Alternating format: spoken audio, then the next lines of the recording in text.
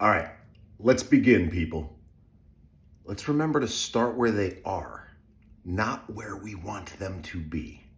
This is a lesson and a mantra from Maria Montessori, the founder of the Montessori way of teaching and learning. And it has absolutely transformed my life.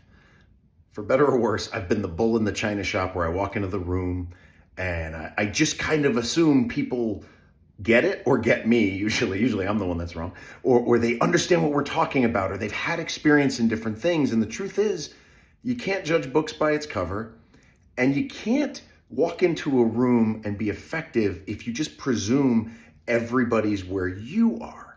So when you're starting any version of any kind of relationship or any experience, start with where they are, not where you want them to be. Because not everyone's pumped gas before, not everyone's played kickball before. But when you think about just being kind and being patient, understanding where they are, we can start there and then do some crazy, cool things together, right? Whether you're handling budgets, whether you're eating raw oysters for the first time, like, you don't know, maybe you've managed a budget of $10. Maybe you've managed a budget of $10 million. Maybe you've never even heard of an oyster, let alone saw one of those crazy things. But when you start with where people are, it allows for a more enriched experience all around. Where we really, as Team Greco, saw the power of Montessori and the way of teaching and learning in ways that transformed our lives was when we moved to Vegas from Cleveland. Our two kiddos were 4 and 6. And our daughter, Goldie, going into school for that first day, she was excited. New school, new state, new home. She goes in, has her first day at school. It is not what she had hoped for. It is not what she expected.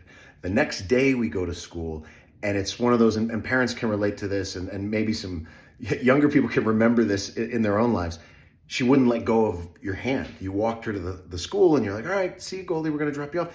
She wouldn't let go, and she was crying. She was upset. She didn't want to go in. And it's one of those worst experiences as a human being you can have, but you sort of got to break apart, and the teacher has to take the kid, and she's crying, and usually you're crying, whether outwardly or inwardly, you're feeling something.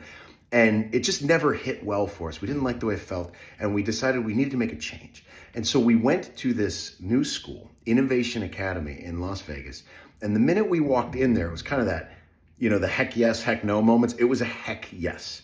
There was an open heart. There was an open mind. They wanted to start where our daughter was, but also as a family where we were, and they were going to do something great with every student individually. So this method of thinking in business, in relationships, in schools really transformed our lives. And naturally, both of our children absolutely loved going to this school, loved the Montessori way of thinking. And it's transformed them, it's transformed us, and we use it in a lot of the principles of what we do day to day all the time.